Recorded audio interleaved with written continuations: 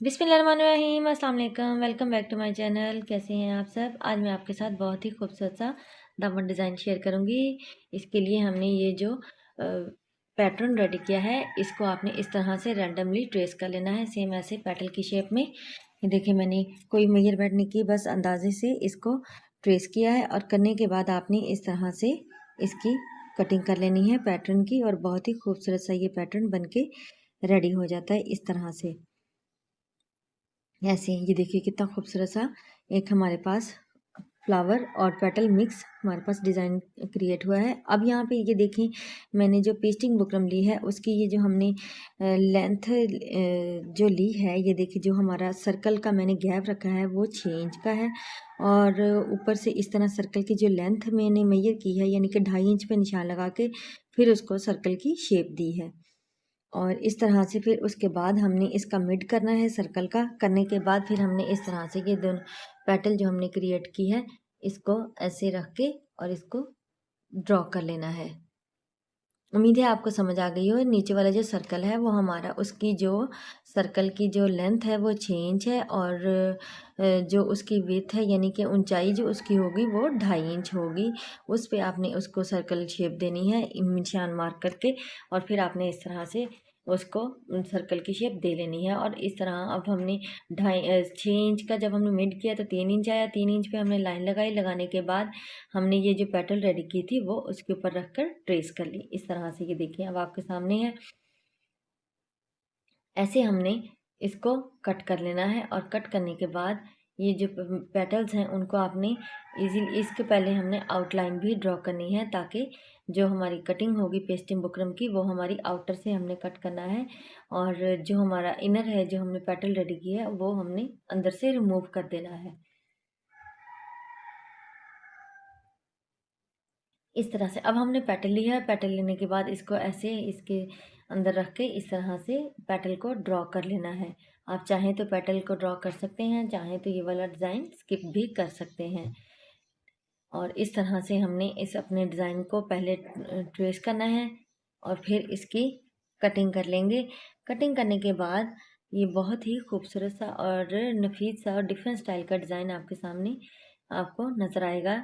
ये देखिए outer line में आपके सामने बना रही हूँ। सेम आपने हाफ इंच के गैप से अंदाजन ही आपने इस तरह से, चाहें तो आप हाफ इंच का निशान लगा भी लीजिए अगर आप बिगनर्स हैं। अगर नहीं तो आप इस तरह से अंदाजन ही इसको ड्रॉ कर सकते हैं, और ड्रॉ करने के बाद इसकी कटिंग कर लीजिए।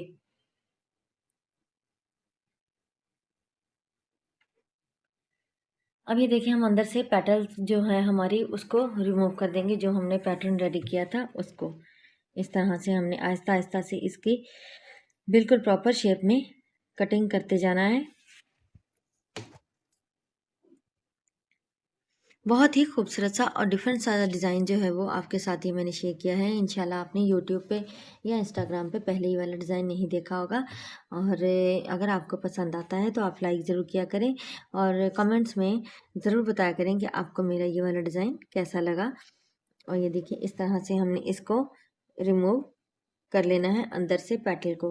अब ये तमाम जो पेटल्स हैं हम इसको सेम ऐसे ही इजीली और एहतियात से आपने इसको करना है, ताकि आप इसके जो कॉर्नर्स हैं वो ख़राब ना हो। ये देखिए इस तरह से तमाम के तमाम हमने रिमूव करके फिर इसको फैब्रिक के ऊपर पेस्ट किया। पेस्ट करने के बाद जो एक्स्ट्रा फैब्रिक था उसको भी हमने रिमूव कर दिया, और रिमूव करने के बाद अंदर इसके हमने नॉचेस लगाए। नॉचेस लगाने के बाद अब ये देखिए हम ग्लू स्टिक के साथ इसको इस तरह से फोल्ड कर रहे हैं। जो हमारा एक्स्ट्रा फैब्रिक है नीचे से भी फोल्ड कर लेंगे, और अंदर से पेटल के अंदर से भी हमने इस तरह से जो एक्स्ट्रा फैब्रिक है उसको रिमूव किया है। करने के बाद नॉचेस लगाकर और इस तरह से हमने इसको एहतियात से प्रॉपर शेप में इसको जो एक्स्ट्रा फैब्रिक है बाहर की तरफ फोल्ड कर देंगे। बहुत ही इजी सा ये डिज़ाइन है, देखने में बहुत ही ज़्यादा मुश्किल लग रहा है लेकिन बनाने में बहुत ही ज़्यादा इजी है, और बहुत ही मज़ा आता है इस तरह के डिज़ाइनिंग बनाने का। ये मेरा अपना खुद का क्रिएट किया हुआ है। अगर आपको पसंद आता है तो ज़रूर लाइक कीजिएगा। और ये देखिए इस तरह से आपने एहतियात से जो कॉर्नर है पेटल के, उनको बिल्कुल एहतियात से आपने बनाना है, ताकि जो कोना है वो रिमूव ना हो जाए आपके फोल्ड करते वक्त। बिल्कुल अच्छी तरह से उसको फैब्रिक को आप लॉन का फैब्रिक हो तो इजीली आपके लिए फोल्ड करना आसान हो जाता है, लेकिन अगर कोई भी दूसरा फैब्रिक यानी खद्दर वगैरह हो तो उसके लिए थोड़ी सी प्रॉब्लम होती है। लॉन कॉटन तो इजीली फोल्ड हो जाती है। ये देखिए तमाम के तमाम मैंने पैटर्न्स ऐसे फोल्ड कर लिए हैं और ये ऐसे ही कितना खूबसूरत लग रहा है। और इस तरह से अब हम इसके अंदर लैस को अप्लाई करेंगे।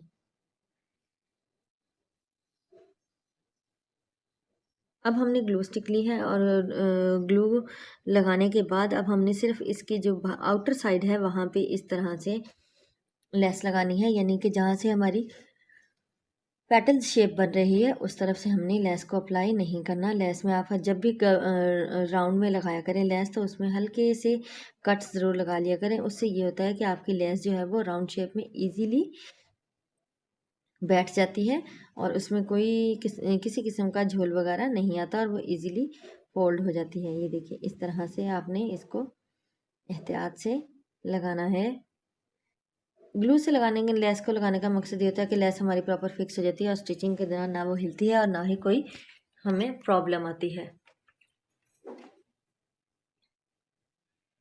अब ये देखिए ऐसे हमने इसकी एक्स्ट्रा जो है वो कटिंग कर दी। ये देखिए इस तरह सिर्फ हमने ऐसे ही इन्हीं जगह पे हमने सारे पेटल्स में लेस लगानी है और लेस लगाने के बाद नीचे दामन पे भी हमने लेस को अप्लाई कर दिया है, जो दामन के हमने राउंड सर्कल कट किए थे।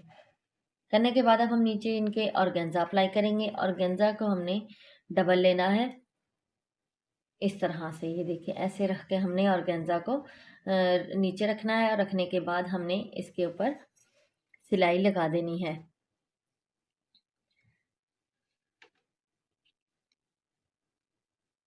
और गेंजा के अंदर हमने ये देखे पहले इस तरह डबल लिया था।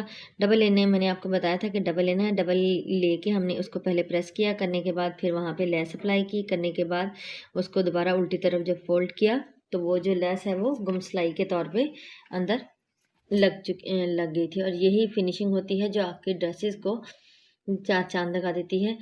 और इस तरह से आप गुम सिलाई में लेस ज़रूर लगाया करें। अब ये देखिए हमने नीचे भी राउंड सर्कल में इसी तरह से जैसे हमारे नीचे सर्कल था सेम वैसे ही हमने एक और पट्टी ऐड की है और ये हमारी ड्रेस की फाइनल लुक है। इसकी स्टिचिंग कंप्लीट कर ली थी हमने।